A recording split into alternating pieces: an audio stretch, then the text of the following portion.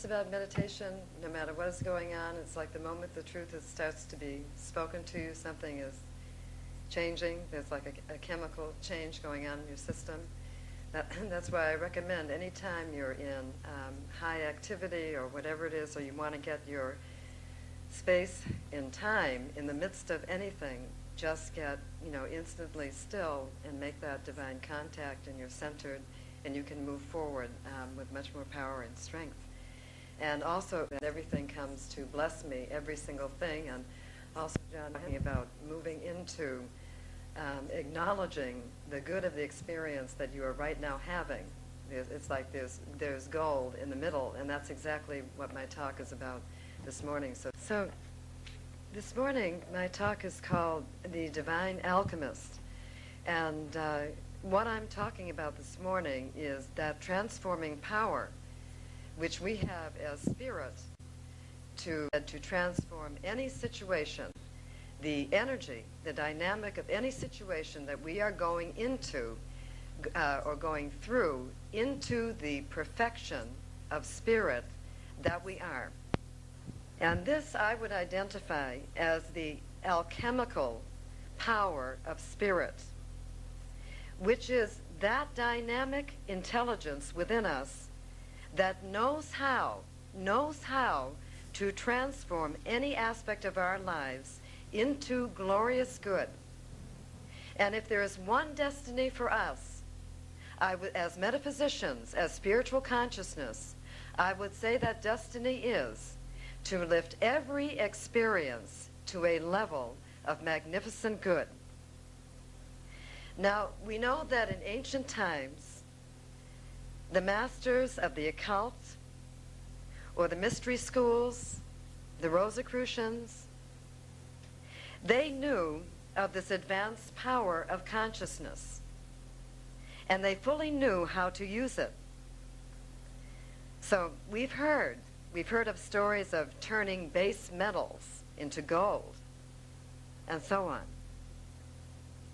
What we need to realize is that God, the infinite intelligence, that source of all life and being, has equipped each one of us with this mystical power, the divine gift to change energy through the vitality and the velocity of our conscious knowing about a thing.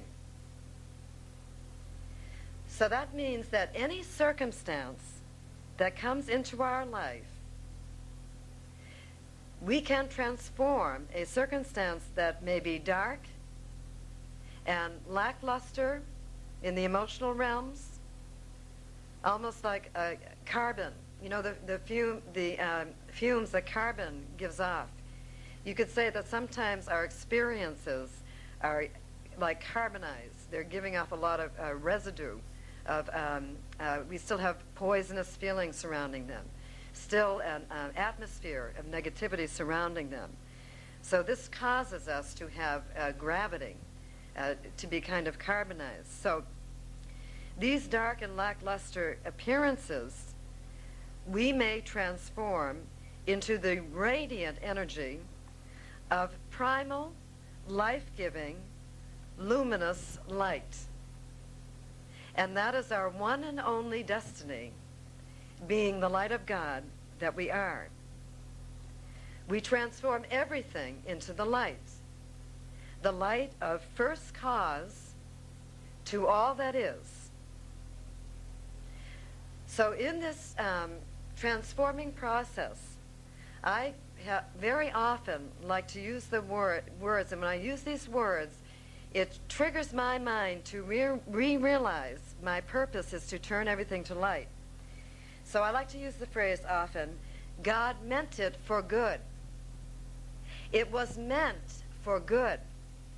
And if I can just say that to myself, it overrides whatever the temporary feelings might be. And we all know that we get a lot of feelings and a lot of reactivity. So we're not always seeing clearly. But whatever it is, know God meant it for good. Okay, so let's now examine how this ancient divine power, which is ours, it's just that we have not been using it fully. up until this time period where we are waking up. If we understand that there is only one thing, and mind you, I said one, not two, not a universe of dualism and dividedness, but a universe of unity.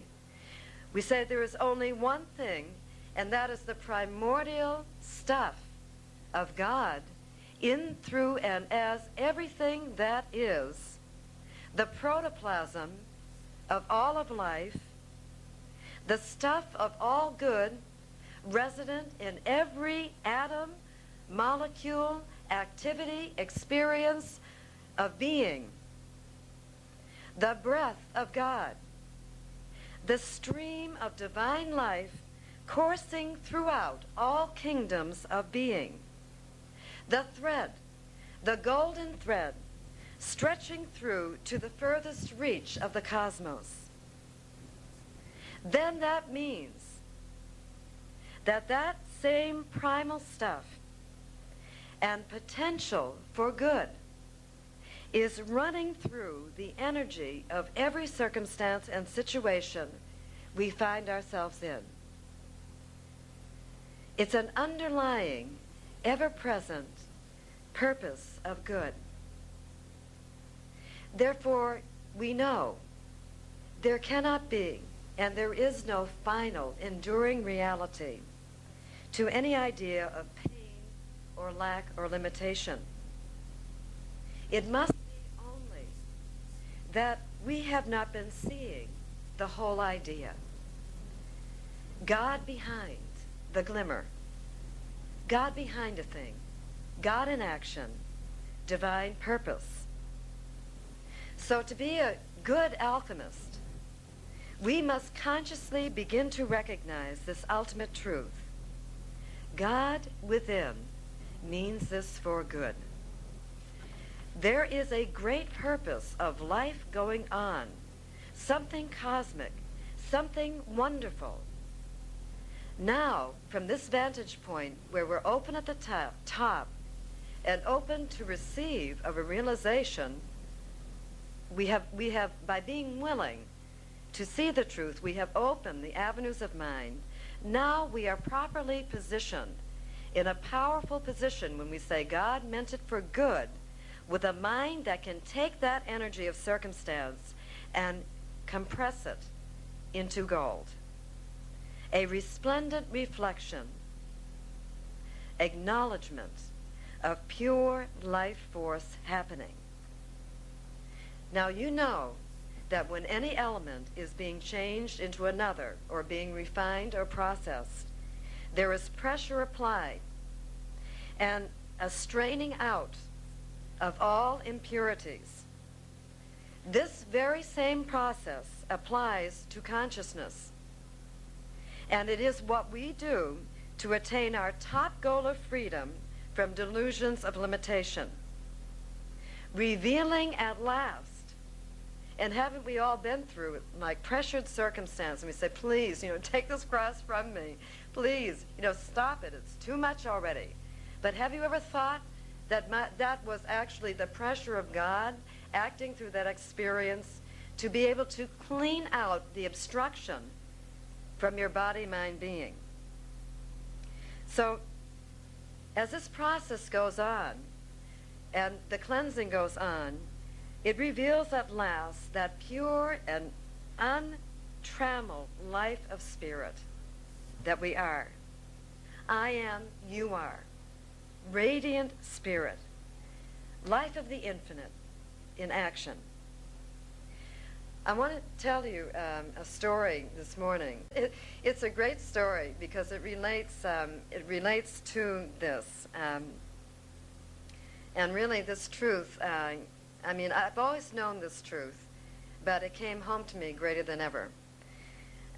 This summer, I attended the INTA conference in San Antonio, and that was the first time I've been able to, since the setting up of the Institute, be able to get out. So I was really looking forward to going out and joining the other metaphysicians and seeing some of my old friends and meeting some new people and meeting all the authors and people whose books I had been working with for a long time. So I was very excited about this. And I arrived at the conference. When I arrived in Texas, I had to go straight to the conference because it had already been beginning, and I had been up very early, really early in the morning. So I just was kind of going straight through the day.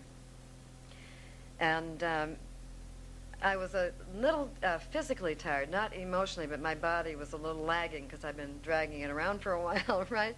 And so in order to make life more convenient for myself, I had arrived with some luggage, and I pulled items such as New Thought Institute checks, personal checks, and identification.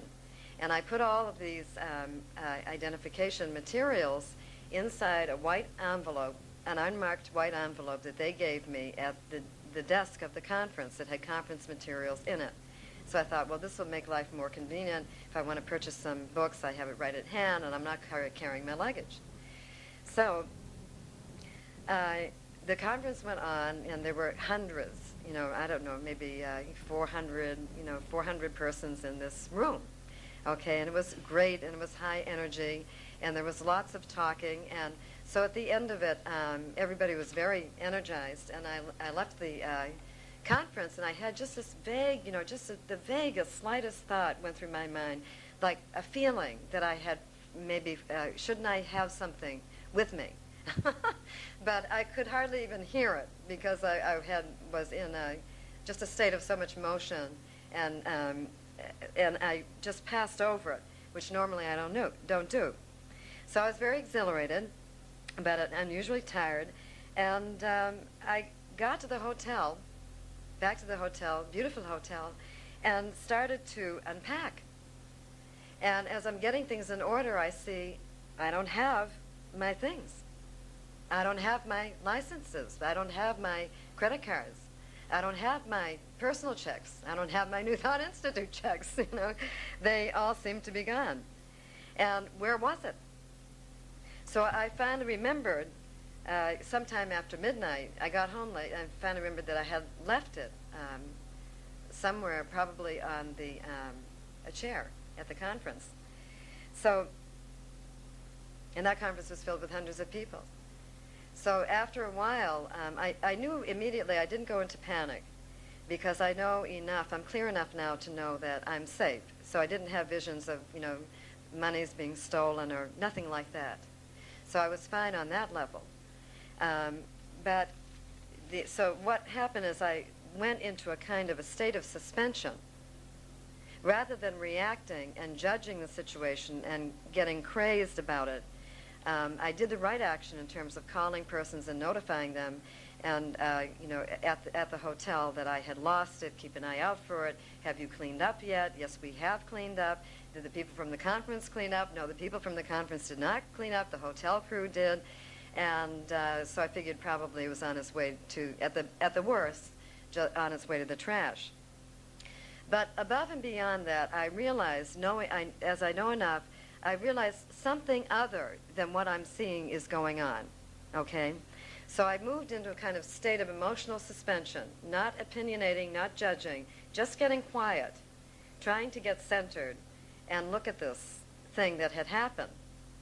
And I really wasn't sure how to react. Should I believe what they said and go and stop my checks immediately and go through all of that and, that whole routine? So what happened is I went into a process of meditation, and I realized that I was thinking that I was going to have to suffer some kind of inconvenience. Not that monies would be stolen from me, but still that there would be inconvenience. I'd have to go downtown, I'd have to stop checks, I'd have to go downtown, get my license again, a lot of stuff, and that felt, like inconvenience. And a certain degree of, suffering that you could put up with, but nevertheless suffering. And so then I was thinking about this, and I was watching the activity of my own mind, getting ready to put up with the things. And I said, something in me just shot up my spine and said, no, absolutely not. Now, this is what I said to myself, if there's only one thing, and that is God, and that is good, then there must be a divine purpose behind this activity, this thing that had happened.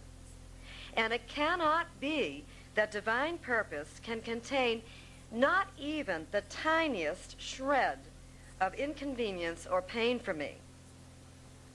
So now my new goal became, as I was contemplating this, and I was moving very fast through these phases of realization, as I was contemplating, I said, I must find out what that purpose is. And the instant I started thinking this way, I became sure, I knew for certain, that the instant I knew what the purpose was, all would be returned to me. That those things had been removed from me for a purpose.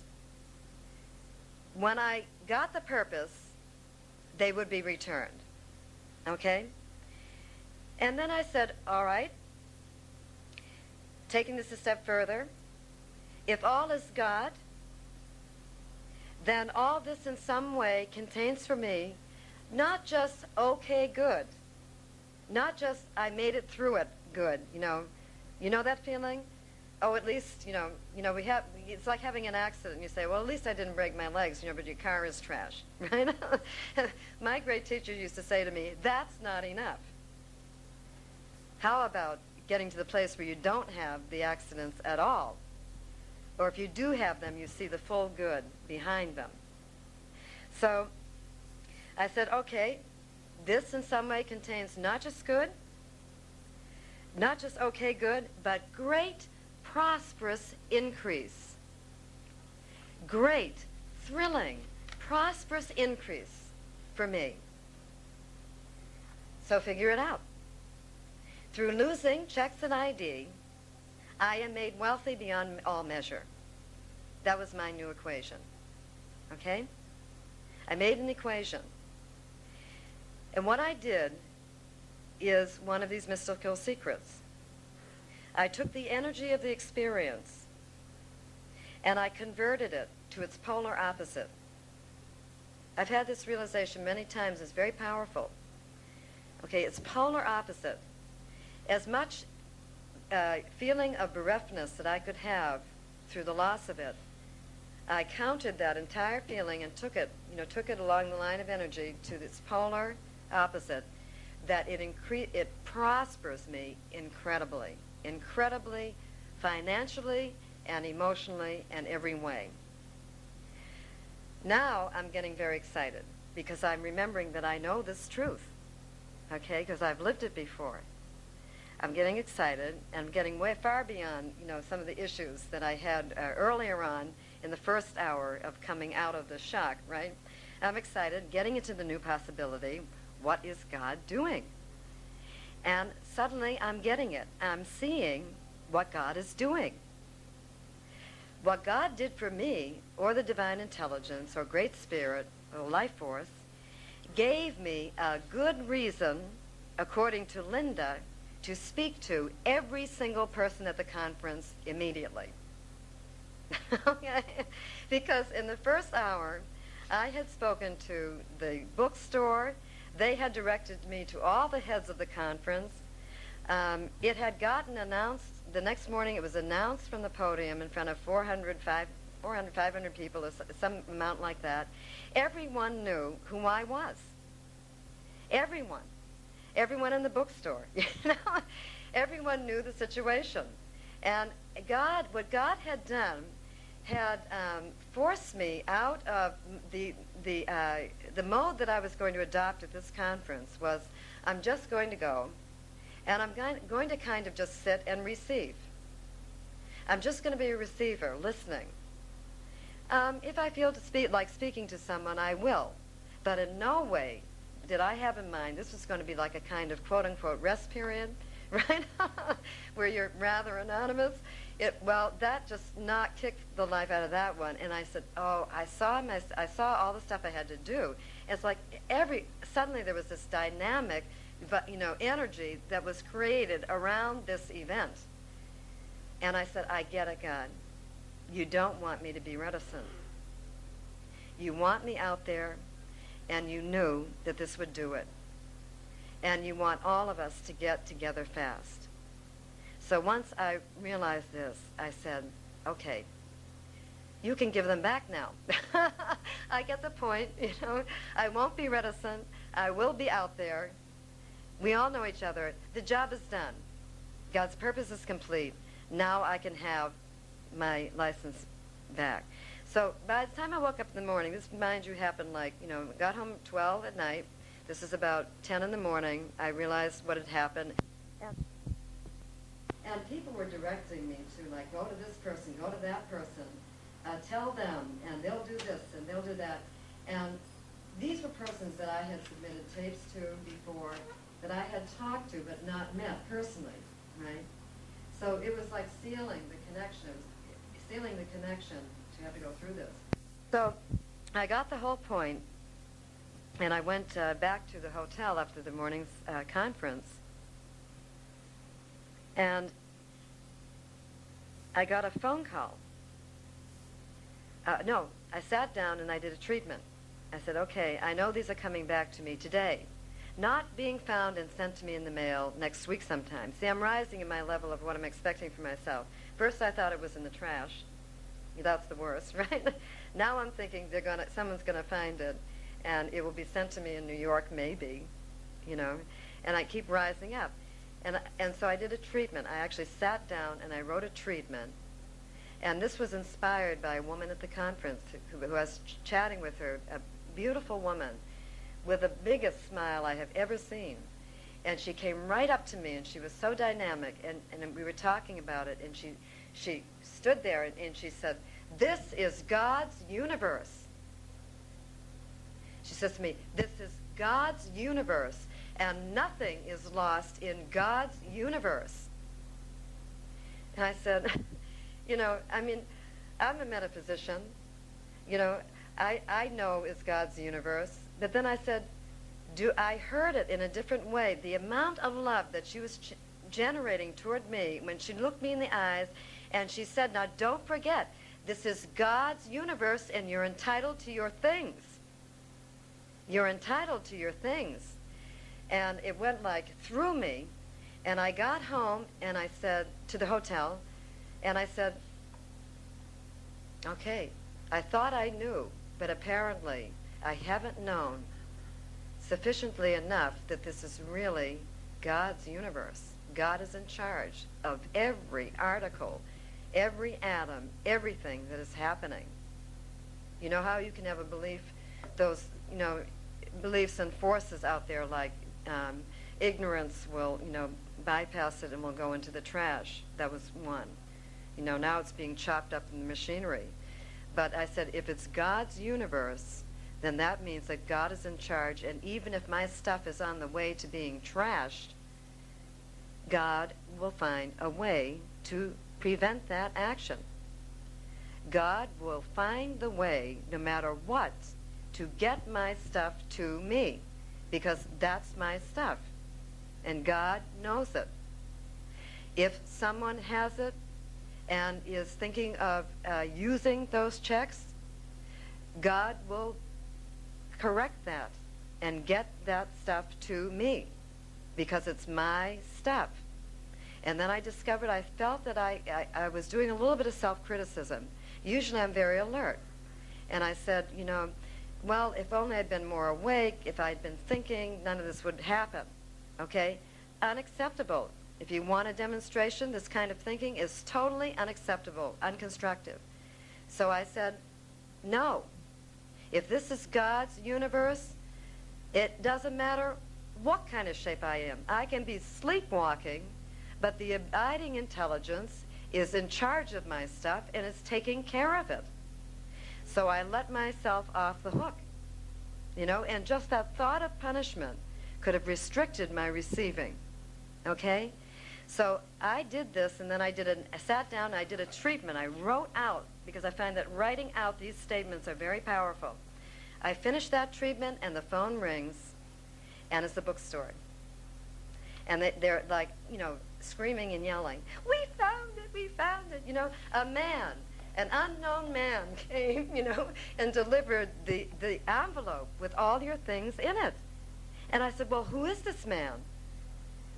Was he a conference member? Is he a hotel staff member? They said, we don't know. We don't know who he is. A man. So everybody was very exhilarated, and no one knows who it was. And I have to tell you that I think it was a materialization. The force of my consciousness was so clear that even if that had been spit into the trash and demolished, it was created again and brought to me. And I really do feel in my heart of hearts that that was materialization. And no one knew. It's like the man, the stranger. So, I was exhilarated. The people at the bookstore were exhilarated. They announced at the conference, all the metaphysicians, of course, they love stories of truth, right? Everyone was exhilarated. Everyone was hugging each other. And there was a great bond of love and closeness that had been established, a tremendous bond that had been established throughout this whole thing. So God's purpose had been fulfilled. I got my stuff back.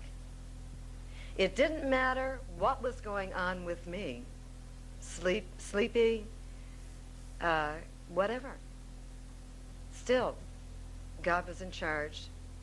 God got it all back to me. And indeed, it turned out to be so tremendous. From that moment on, that conference was on another note, because it was hi, hi, hi, hi, everybody saying hi, and a closeness. And I met all the, ministers from the entire East Coast that I had not known before. People want me to go to places and talk in different places, and just, great bonds were established. So I would say that was tremendously prosperous.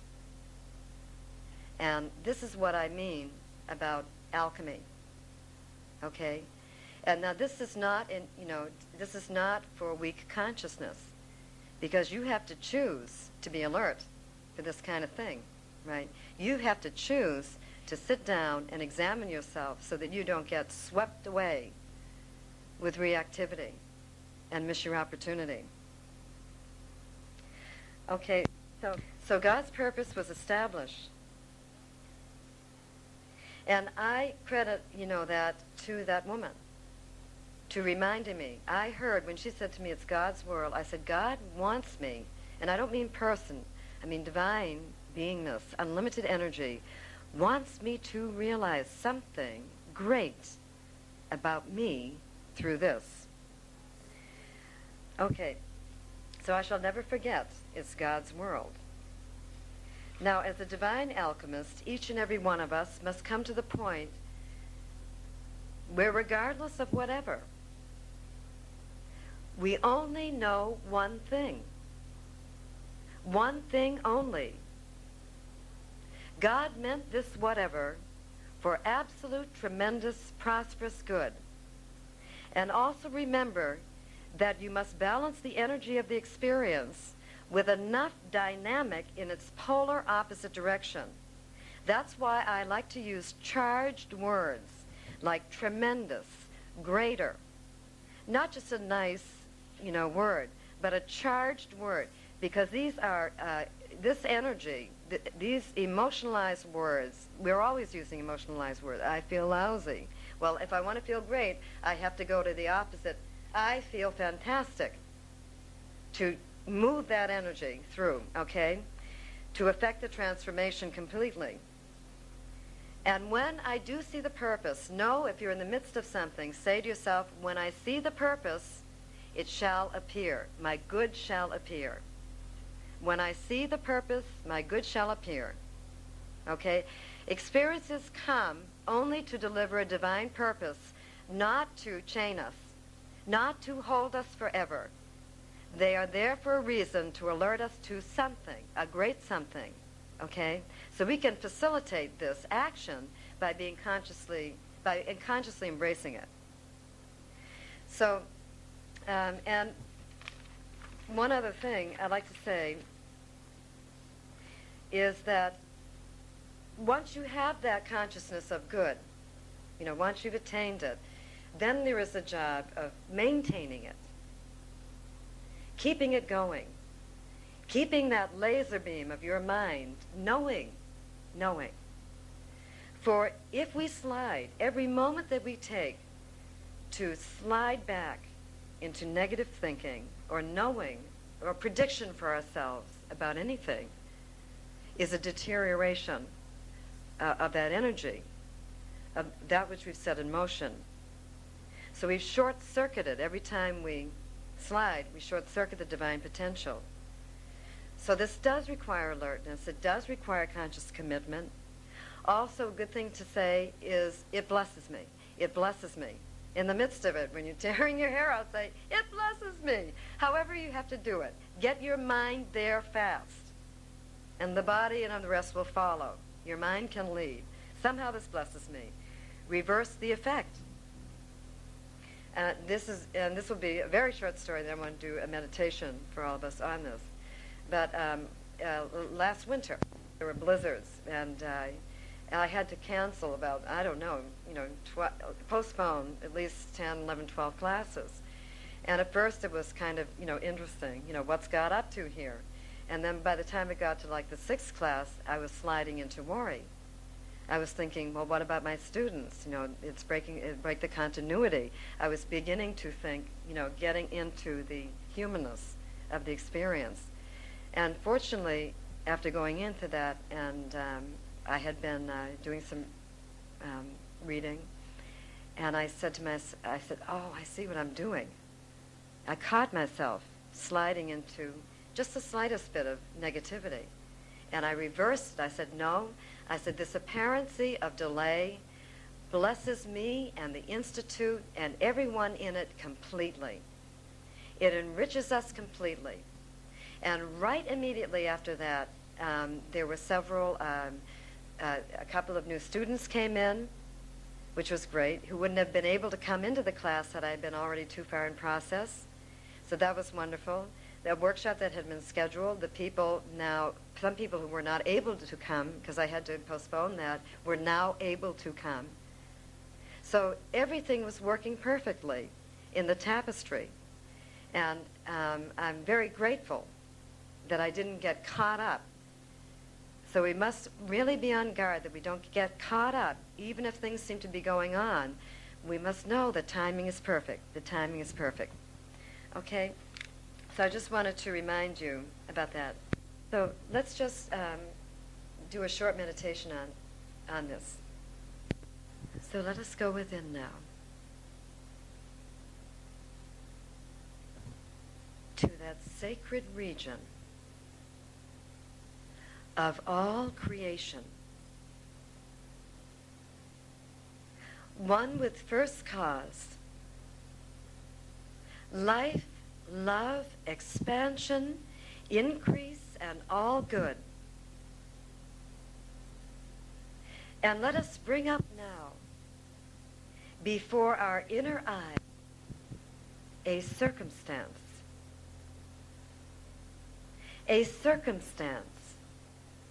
not yet understood or resolved as glorious, prosperous good. And let us say within,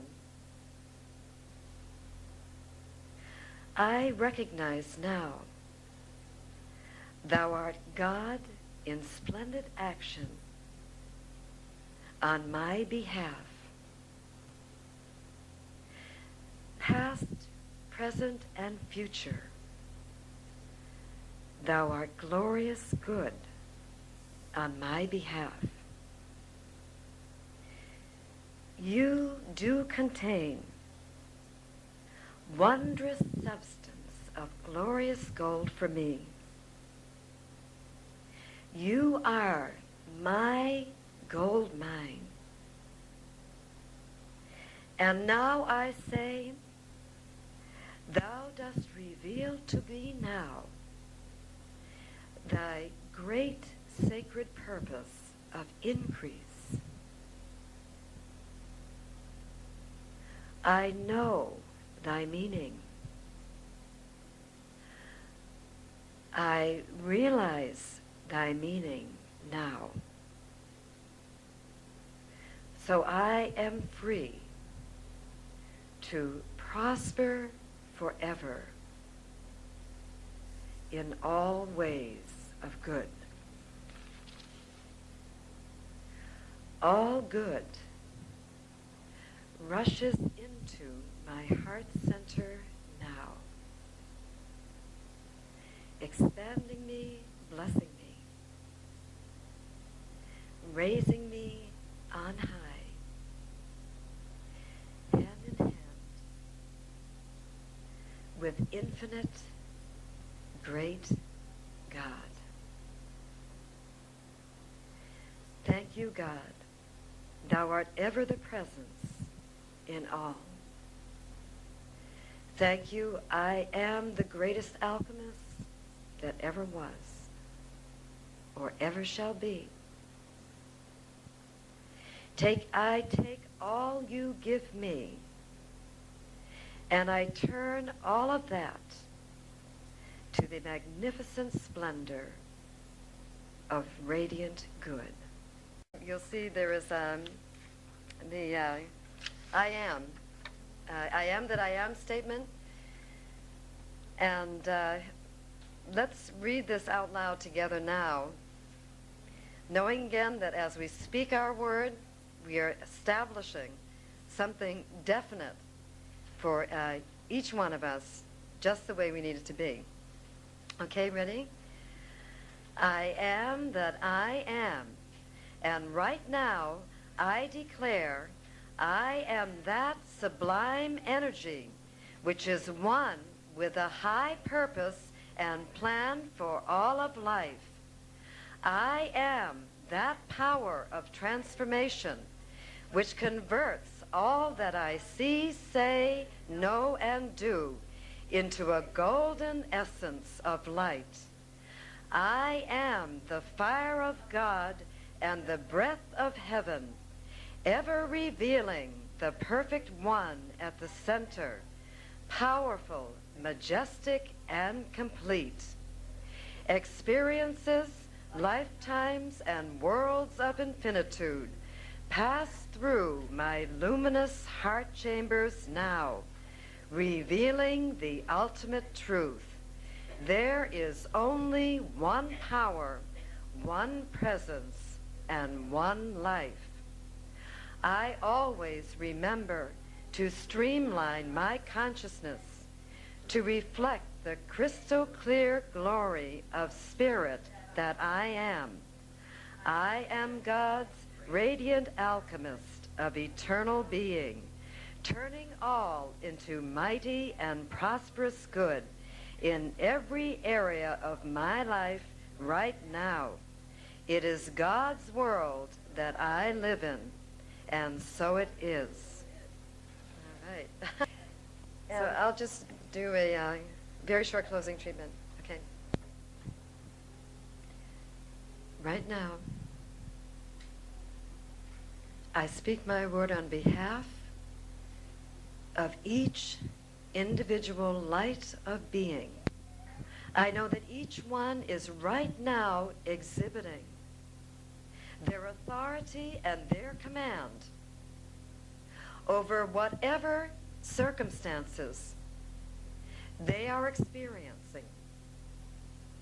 Through acknowledging the light of God, that omnipotent light is the very stuff of their being, each one rises victorious in whatever area now requires their attention.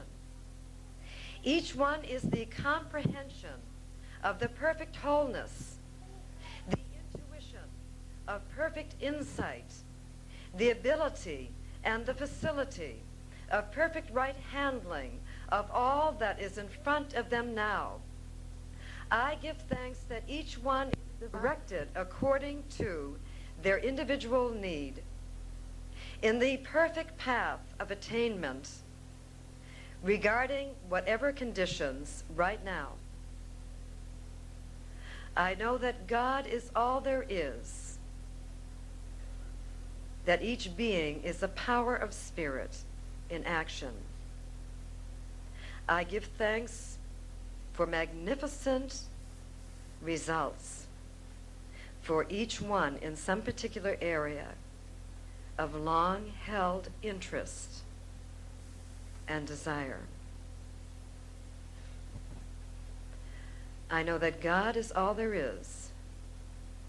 God is magnificent and the demonstrating power now. Thank you, infinite God. Thou hast taken my word up. It is already formed at the feet of each one. There is great celebration, great joy, great movement and advancement now. And so it is.